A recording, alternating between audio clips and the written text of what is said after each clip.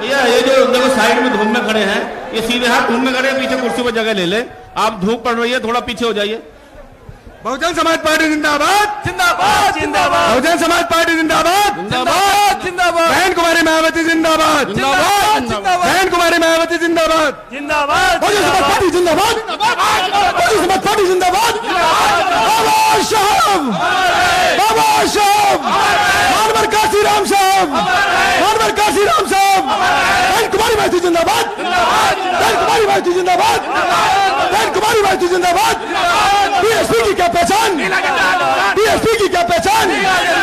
जी आप संघर्ष करो जी आप आगे बढ़ो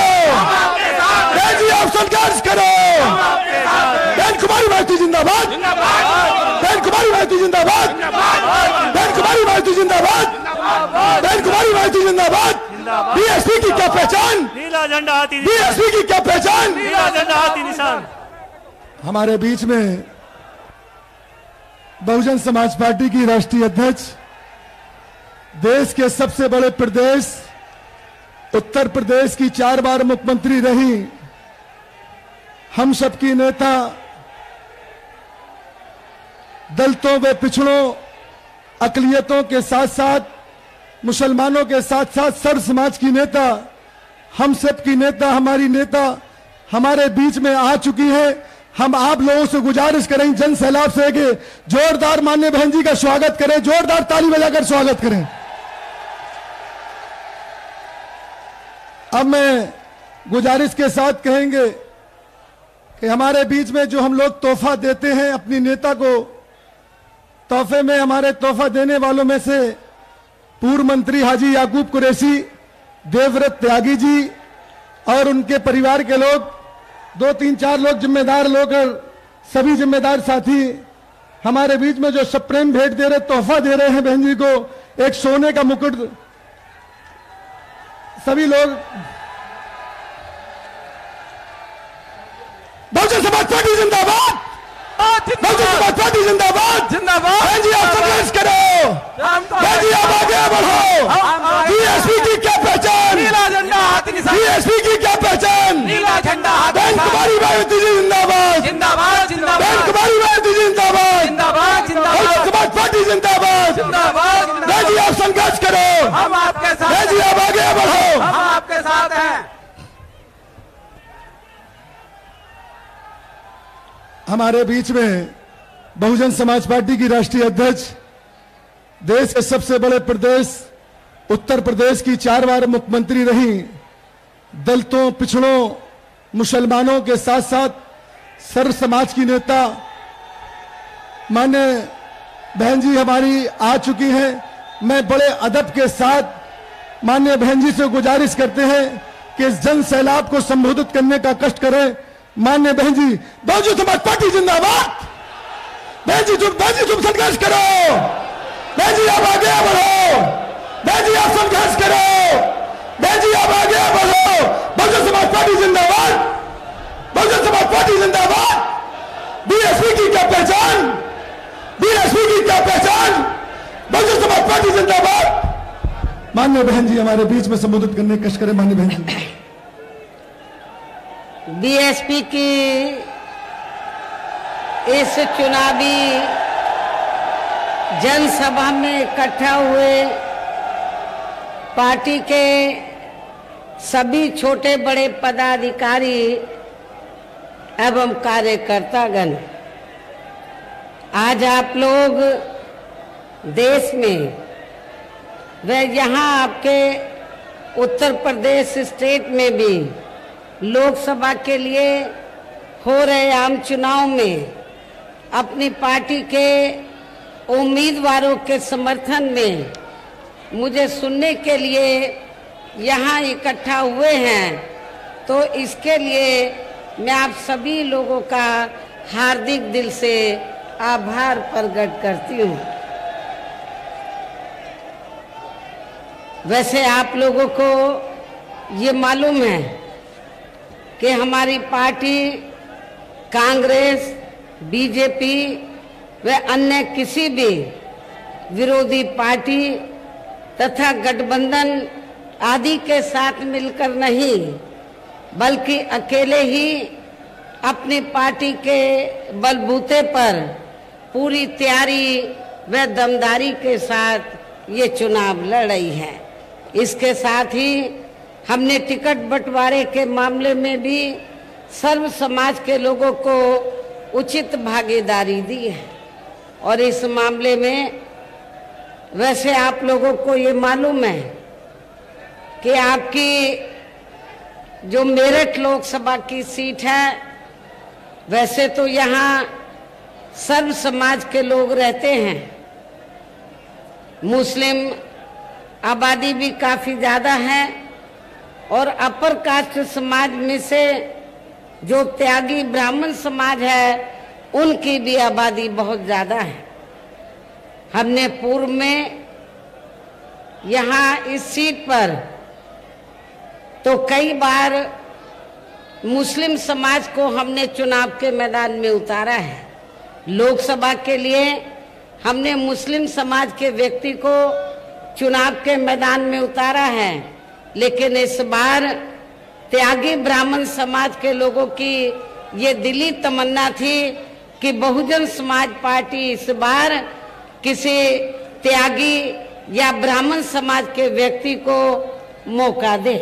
चुनाव लड़ने का मौका दे। तो मेरठ जो लोकसभा की सीट है,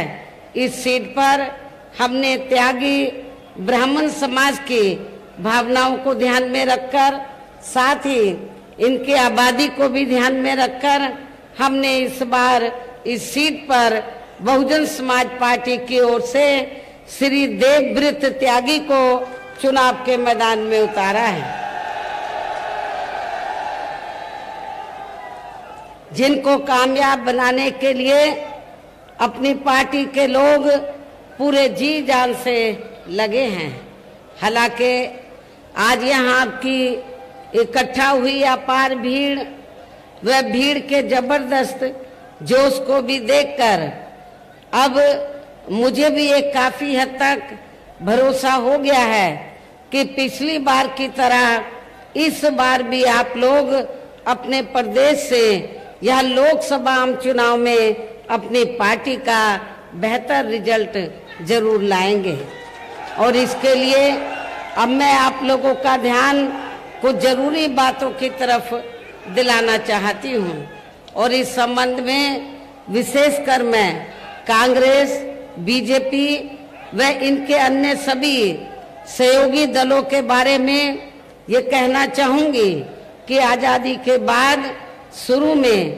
केंद्र व देश के काफी राज्यों में भी ज्यादातर सत्ता यहाँ कांग्रेस पार्टी के हाथों में केंद्रित रही है, किंतु इनके अधिकांश मामलों में रही गलत नीतियों एवं गलत कार्य प्रणाली आदि की वजह से ही फिर इस पार्टी को केंद्र व काफी राज्यों की भी सत्ता से बाहर होना पड़ा है तथा यही स्थिति इनकी सहयोगी पार्टियों की भी बनी रही है, जिसके कारण ही फिर पिछले कई वर्षों से यहाँ बीजेपी व इनके सहयोगी दल केंद्र एवं काफी राज्यों की भी सत्ता में काबिज हो गए हैं, लेकिन इनकी भी ज्यादातर रही जातिवादी, पूंजीवादी, संकीर्ण, सांप्रदायिक व द्वेषपूर्ण नीतियों एवं कार्य प्रणाली आदि से तथा इनकी कथनी व करनी में भी काफी अंतर होने की वजह से अब ऐसा लगता है इस बार ये भारतीय जनता पार्टी भी केंद्र की सत्ता में आसानी से वापस आने वाली नहीं है,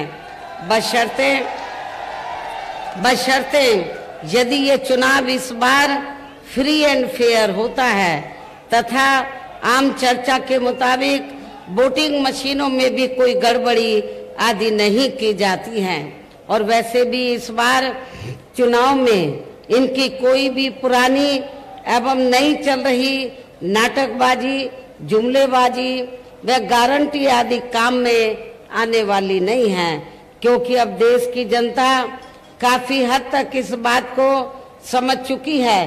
कि इनकी पार्टी ने अब तक देश के विशेषकर गरीबों, कमजोर तबकों, मध्यम वर्गीय एवं अन्य मेहनतकश लोगों को जो इन्हें अच्छे दिन दिखाने के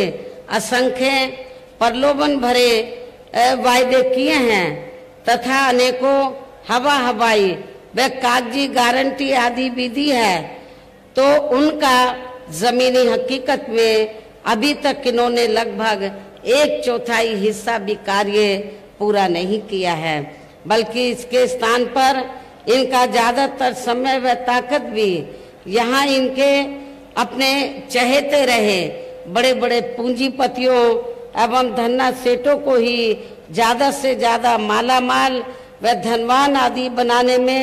तथा उन्हें हर स्तर पर छूट देने व बचाने में ही लगी रही है, जिनके अधिकांश आर्थिक सहयोग से ही ये पार्टी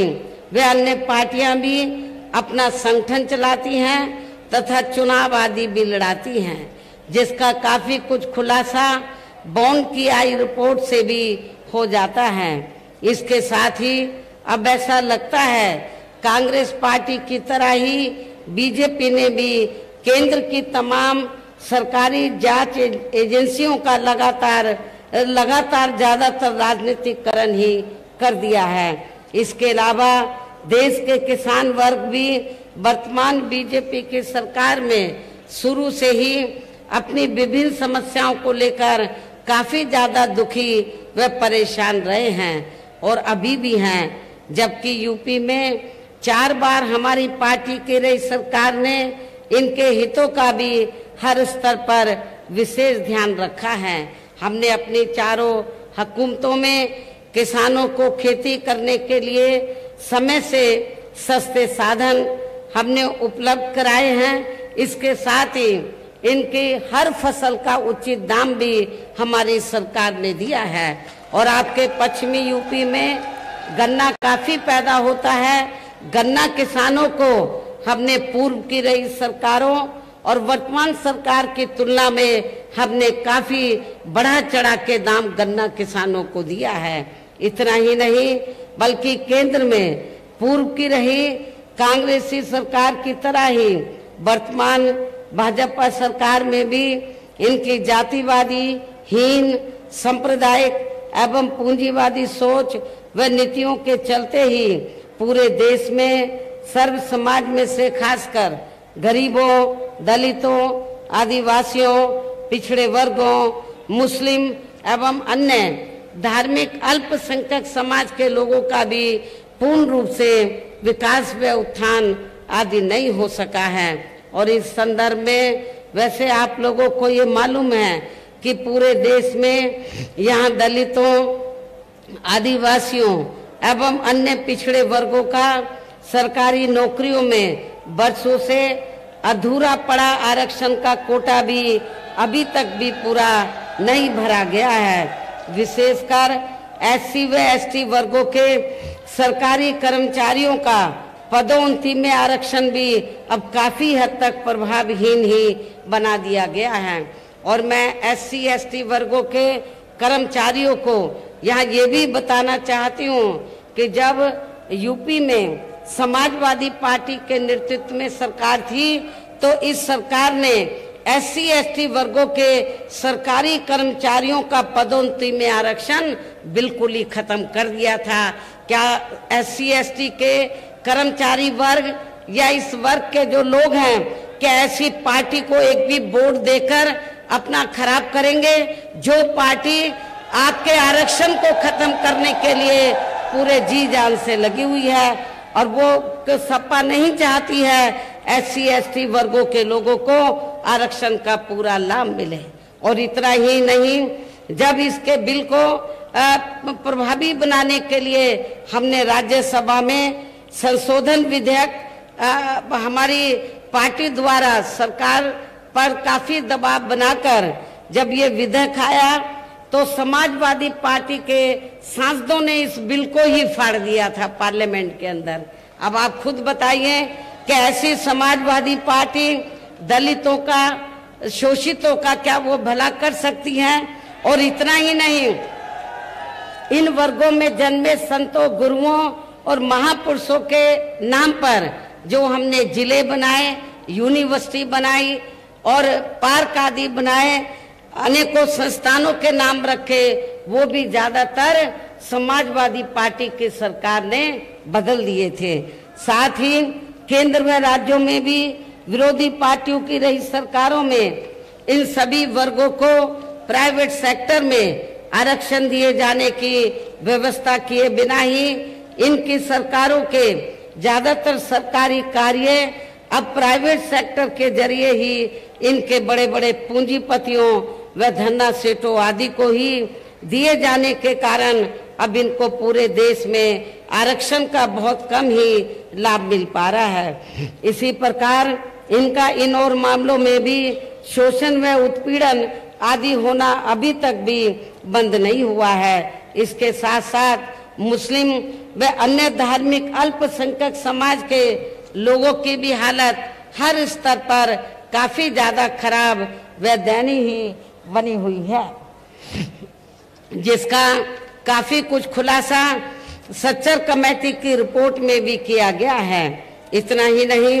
बल्कि पिछले कुछ वर्षों से केंद्र व अधिकांश राज्यों में भी बीजेपी व आरएसएस की सरकारों के चलते हुए अब इनका विकास एवं उत्थान आदि होना भी काफी हद तक बंदशाई हो गया है। आए दिन इन पर खासकर हिंदुत्व की आड़ में हो रही जुल्म जाति भी यह काफी ज्यादा चरम सीमा पर पहुंच चुकी है। इनके साथ साथ अपर कास्ट समाज में से विशेषकर गरीब लोगों की भी हालत हमें कोई खास अच्छी नजर नहीं आती है। इनकी गलत कृषि नीतियों के कारण किसान वर्ग भी आए दिन आंदोलित ही बना रहता है। साथ ही इनकी गलत आर्थिक नीतियों की वजह से देश की अर्थव्यवस्था पर भी इसका काफी बुरा प्रभाव पड़ा है, जिससे यहाँ विशेषकर छोटे एवं मध्यम वर्गीय व्यापारी वर्ग भी काफी ज्यादा दुखी व परेशान हैं। और अब केंद्र में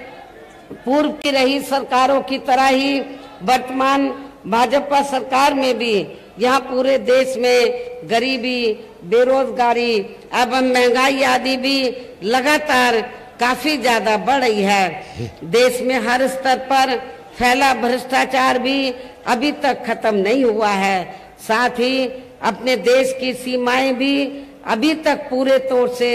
सुरक्षित नहीं हैं। ये भी बड़ी चिंता की बात है। ऐसे में अब आप लोगों को देश में हो रहे लोकसभा चुनाव में कांग्रेस, बीजेपी व इनकी सहयोगी पार्टियों को भी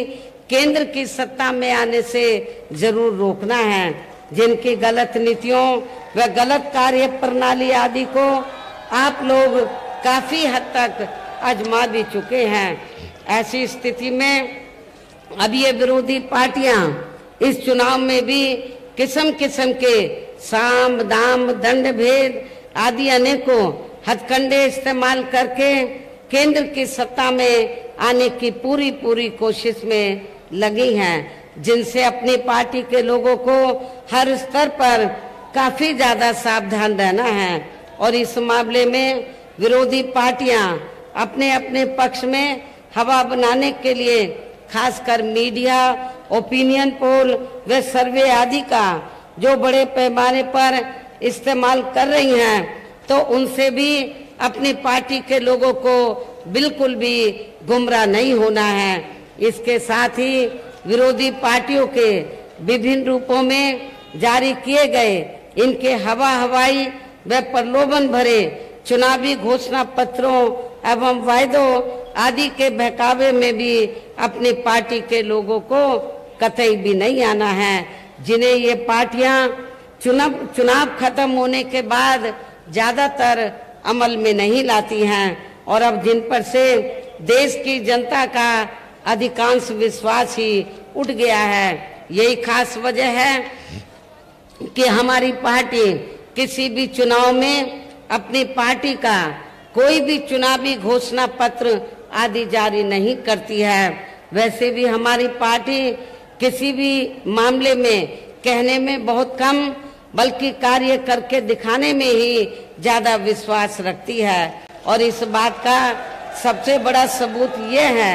कि उत्तर प्रदेश में 4 बार हमारी पार्टी के नेतृत्व में रही सरकार ने चुनाव में अपनी पार्टी के बिना कोई जारी किए गए चुनावी घोषणा पत्र के ही प्रदेश व आम जनहित में काफी कुछ ऐतिहासिक कार्य करके दिखाए हैं। जबकि इस मामले में हमारी पार्टी का ये कहना है, यदि इन पार्टियों के स्थान पर केंद्र में हमें अपनी पार्टी की सरकार बनाने का मौका मिलता है तो तब फिर हमारी पार्टी की बनी सरकार केंद्र में यहाँ अब तक रही सभी विरोधी पार्टियों की सरकारों की तरह केवल यहाँ हवाई व कागजी कार्य आदि नहीं करेगी, बल्कि उत्तर प्रदेश की तरह ही जमीनी हकीकत में ठोस कार्य करके दिखाएगी। और इस संदर्भ में खासकर मैं ये कहना चाहूंगी, केंद्र द्वारा देश में पिछले कुछ समय से अति गरीब परिवारों को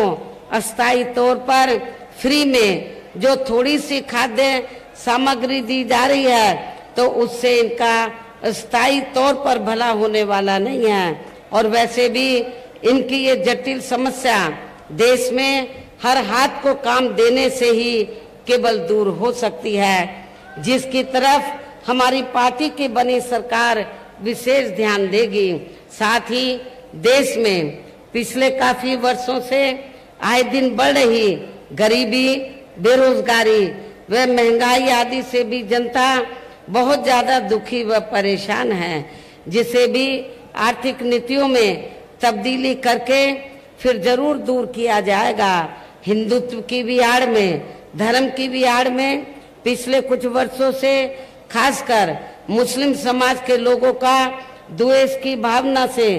जो इनका काफी ज्यादा शोषण व उत्पीड़न आदि किया जा रहा है, तो उसे भी फिर जरूर रोका जाएगा। और ये सब हमने अपनी यूपी की रही सरकार में करके भी दिखाया है। इसके अलावा हमने यूपी में सर्व समाज में से गरीब एवं बेरोजगार लोगों को बेरोजगारी भत्ता आदि न देकर उन्हें बड़ी तादाद में रोटी रोजी के साधन भी उपलब्ध कराए हैं, जो अब ये कार्य भी अधिकांश ठंडे ही पड़े हैं, जिनको फिर सरकार बनने पर प्राथमिकता दी जाएगी। कहने का तात्पर्य ये है कि देश में इस समय हो रहे लोकसभा आम चुनाव में विरोधी पार्टियों के जारी किए गए उनके हवाई व प्रलोभन भरे चुनावी घोषणा पत्रों आदि के बहकावे में अब यह खासकर देश के अति गरीबों, मजदूरों, बेरोजगारों एवं अन्य मेहनतकश लोगों को बिल्कुल भी नहीं आना है। और अब इन्हें ऐसी सभी विरोधी पार्टियों को हर हालत में केंद्र की सत्ता में आने से जरूर रोकना है, जिनकी कथनी व करनी में काफी अंतर रहा है तथा जिन्हें ये लोग बरसों से काफी आजमा भी चुके हैं। ऐसे में अब मेरा यही कहना है कि आप लोगों को अपने खुद के व अपने प्रदेश एवं देश के भी हित में अपने वोटों को यहाँ कांग्रेस, बीजेपी व अन्य विरोधी पार्टियों को न देकर केवल यहाँ अपनी एकमात्र हितैषी पार्टी बहुजन समाज पार्टी को ही देना है, जो ये पार्टी उत्तर प्रदेश की तरह ही केंद्र में भी अपनी पार्टी की सरकार बनने पर फिर पूरे देश में यहाँ अपनी पार्टी की सर्वजन हिताय व सर्वजन सुखाय की नीतियों पर आधारित ही सरकार चलाएगी। इसके साथ साथ केंद्र से जुड़ी आपके क्षेत्र की जो भी यहाँ स्थानीय समस्याएं होंगी, तो उन्हें भी फिर दूर करने का हर संभव पूरा प्रयास किया जाएगा। और इस मामले में आप लोगों को ये मालूम है कि आप लोगों की लंबे अरसे से ये मांग रही है कि इलाहाबाद जो हाई कोर्ट की जो बेंच है, तो वो आपके मेरठ में भी बननी चाहिए। लेकिन जिस प्रकार लखनऊ में बेंच बनी है, उसी तर्ज पर आपके मेरठ में भी बेंच बननी चाहिए। लेकिन केंद्र की सरकार इस ओर ध्यान नहीं दे रही है, जब हमारी पार्टी केंद्र की सत्ता में आ जाएगी तो इस मामले में सकारात्मक कदम उठाएगी। इसके अलावा आपका जो पश्चिमी यूपी है, तो ये क्षेत्र, इस क्षेत्र को ज्यादा से ज्यादा विकसित करने के लिए हमारी पार्टी शुरू से ये चाहती है कि पश्चिमी क्षेत्र को मिलाकर अलग से स्टेट बनाया जाए। हमने असेंबली से प्रस्ताव पारित कराकर केंद्र की सरकार के पास भेजा था, लेकिन केंद्र की सरकार ने उसे अमल में नहीं लाया। जब केंद्र में हमारी पार्टी सत्ता में आएगी तो आपके पश्चिमी यूपी को अलग से स्टेट बनाया जाएगा। साथ ही यहाँ गरीबों, मजदूरों, बेरोजगारों, कर्मचारियों, किसानों, छोटे व्यापारियों एवं अन्य मेहनतकश लोगों के हितों का भी विशेष ध्यान रखा जाएगा। सर्व समाज में से खासकर दलितों, आदिवासियों, पिछड़े वर्गों, मुस्लिम व अन्य धार्मिक अल्पसंख्यक समाज के लोगों के विकास एवं उत्थान के साथ साथ हर स्तर पर इनकी सुरक्षा आदि के भी लिए सख्त कदम उठाए जाएंगे। और तभी फिर यहाँ वास्तव में अपने देश के महान संतों, गुरुओं व महापुरुषों में भी विशेषकर महात्मा ज्योतिबा फूले, श्री छत्रपति शाहू जी महाराज, श्री नारायणा गुरु, बाबा साहब डॉक्टर भीमराव अंबेडकर एवं मान्यवर श्री कांशीराम जी आदि का अधूरा राज सपना जरूर साकार हो सकता है, जिनको यूपी में हमारी पार्टी की रही सरकार द्वारा हर स्तर पर पूरा